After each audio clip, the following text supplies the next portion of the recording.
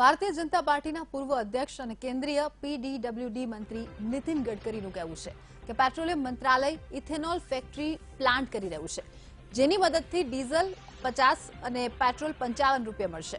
ઉલ્લેખનીય છે કે દેશભરમાં પેટ્રોલ અને ડીઝલના ભાવ સતત વધી રહ્યા છે, બળકે બળી રહ્યા છે। ત્યારે ભાજપ સરકાર વિરુદ્ધ હાલ દેશમાં જે લોક જુવાળ ફાટ્યો છે, જેના પગલે સોમવારે દેશભરમાં બંધનું એલાન પણ જાહેર કરાયું। છત્તીસગઢના દુર્ગમાં એક કાર્યક્રમમાં પહોંચેલા નીતિન ગડકરીએ ઇંધણની સમસ્યાનું કાયમી નિરાકરણ લાવવાની વાતો કરી।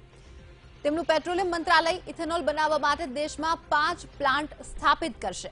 લાકડા અને કચરામાંથી ઇથેનોલ બનાવવામાં આવશે, જેનાથી ડીઝલ 50 રૂપિયા અને પેટ્રોલ 55 રૂપિયા મળશે અને લગભગ 8 લાખ કરોડ રૂપિયાનું આ ડીઝલ અને પેટ્રોલ આયાત કરે છે। ત્યારે ભારત ડોલરની સરખામણીમાં રૂપિયો સતત ગગડી રહ્યો છે। છેલ્લા 15 વર્ષથી તેઓ કહી રહ્યા છે કે ખેડૂત અને આદિવાસી બાયોફ્યુઅલ બનાવી શકે છે, જેનાથી એરક્રાફ્ટ પણ ઉડાવી શકાય। નવી ટેકનોલોજીના દમ પર ખેડૂતો તૈયાર કરેલા ઇથેનોલથી હવે આગળ ગાડીઓ પણ ચલાવી શકશે। પરંતુ હાલ પ્રજાનું જે માનવું છે કે અત્યારની પરિસ્થિતિનું શું, જે અત્યારે ભાવ ભડકે બળી રહ્યા છે, આગામી સમયમાં ઇથેનોલ ફેક્ટરી પ્લાન્ટ કરવાની જે વાતો કરવામાં આવી રહી છે, પરંતુ હાલ જે પ્રજા મારો સહન કરી રહી છે તેને લઈને પણ અનેક સવાલો પ્રજા ઉઠાવી રહી છે।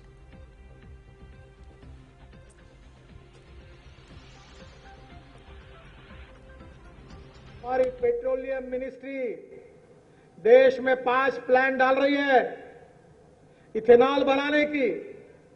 वो इथेनॉल बनेगा आपके क्या पैरा से, बाम्बू से, cotton straw, wheat straw, rice straw, bagasse से, जंगल में जो भी होगा और म्यूनिसिपल वेस्ट को सेग्रीगेट करके वो कचरे से भी आपका बन जाएगा।